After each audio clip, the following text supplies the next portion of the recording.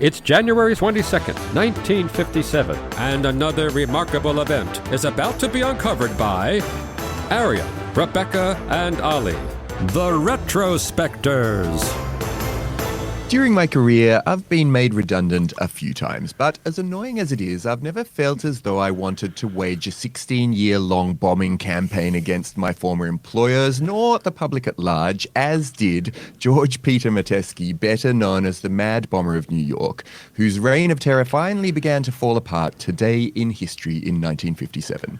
Yes, and it came to quite a sudden end as well. Police arrived just before midnight at the modest home in Waterbury, Connecticut that he shared with his two sisters, and when they asked him if he could give them a handwriting sample, he said, "I know why you fellows are here. You think I'm the Mad Bomber."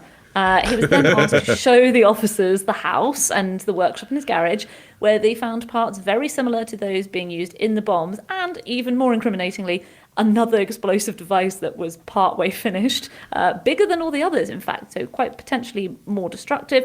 And then shortly after midnight, he was arrested and taken into custody, and New Yorkers finally had a name and a face to put to the Mad Bomber. Yes, and it really had been a manhunt that had gone on for, more than one generation of police had been looking for this. He spanned the war. I mean, pre and post-war, people were looking for this guy who, over his career, placed 32 bombs in public places, often cinemas.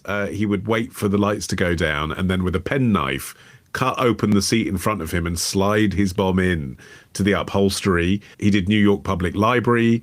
His first ever bomb was in Grand Central Terminal. So iconic landmarks in New York. And yet this story's been slightly forgotten, and I think the reason is that he never killed anyone.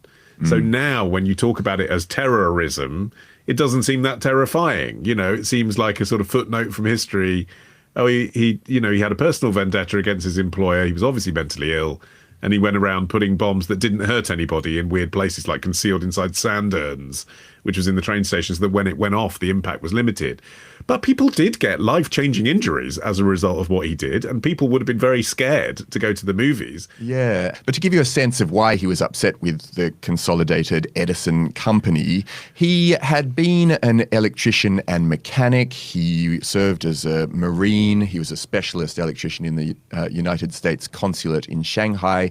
When he got back to the US, he took a job as a mechanic for the Consolidated Edison Company. He lived in Connecticut with his two unmarried sisters.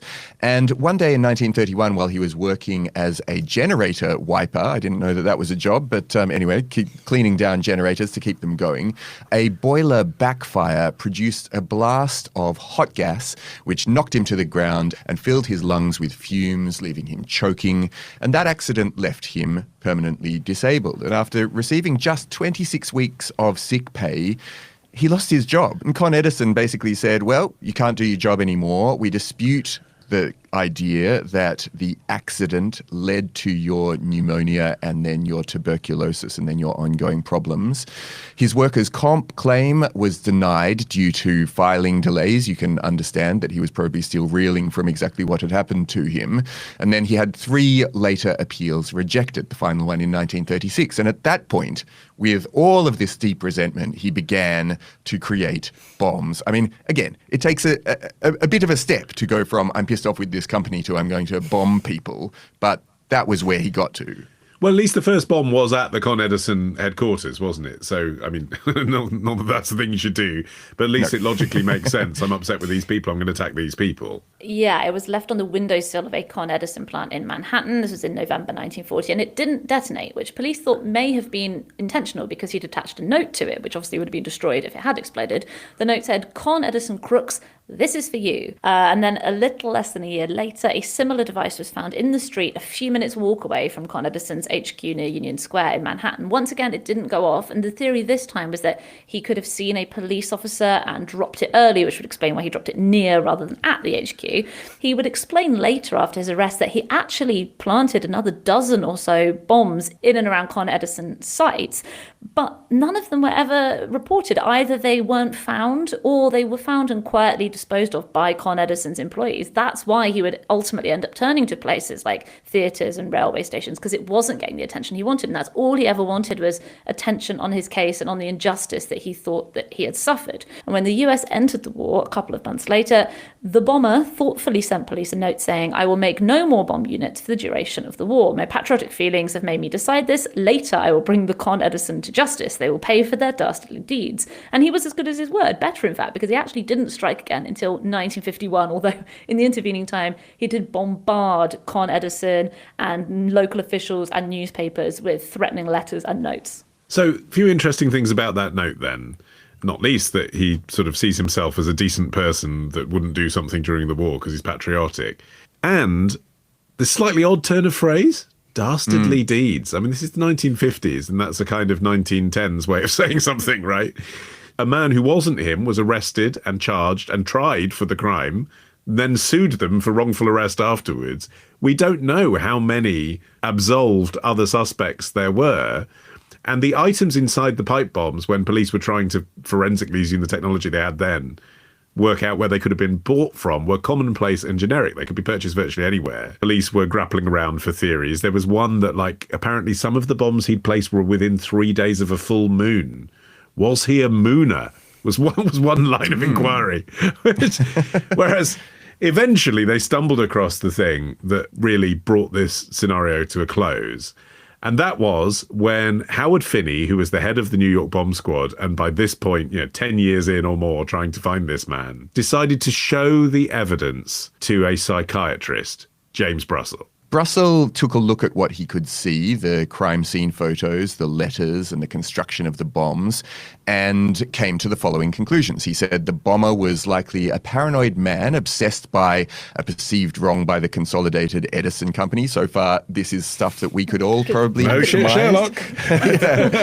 But he then went on. He said he was probably a single 40 to 50-year-old male, precise, tidy, well-educated, but not college-educated, probably of Slavic descent and Catholic. So we're starting to get really quite precise here. A skilled mechanic with knowledge of explosives, socially isolated, morally upright, and living in Connecticut, possibly with an older female relative. I thought that was an interesting bit of surmise. And Brussel even predicted that he'd wear a buttoned, double-breasted suit when he was caught. And so the NYPD publicized this profile in December of 1956, thinking that any of the inaccuracies would actually flush out a response from the actual bomber. And so they had these profiles going out. There was one that went in the New York Times. And the profile generated actually not what they had hoped for, which was a wave of hoaxes and false confessions. And then police received dozens of other spurious bomb reports in the following days. So it didn't quite work the way that they had planned. The hoax bomb threats were pretty constant. There was one at Grand Central Station, which meant all of the station's 3,000 lockers had to be emptied and finger searched, and another one at the Empire State Building, again, total evacuation, floor-by-floor search. Also complicating things were that another former Con Edison worker with a grudge, Frederick Eberhardt, started planting fake bombs around the city. He was eventually apprehended. Jesus, their HR department. I mean... And there was so much coverage in the press, but it was not, for the most part, very useful. Time magazine ran an article just a couple of weeks, actually, before Metesky was arrested, saying columnists discoursed learnedly on the psychopathic makeup of the man who so desperately wanted recognition, speculated on everything from his childhood to his sex drives, either weak or strong, depending on the columnist. Hearst's Journal American thoughtfully provided a do-it-yourself spread on how to make a pipe bomb. Scripps Howard's World Telegram and Sun gave the artist's rendering of the bomber's face, details for which were somehow set forth by a handwriting expert. So you had this huge whirlwind of completely unhelpful noise that was actually making everything a lot harder. In the end, it was the fact that Metesky himself came forward to engage with this press coverage that actually helped move things forward.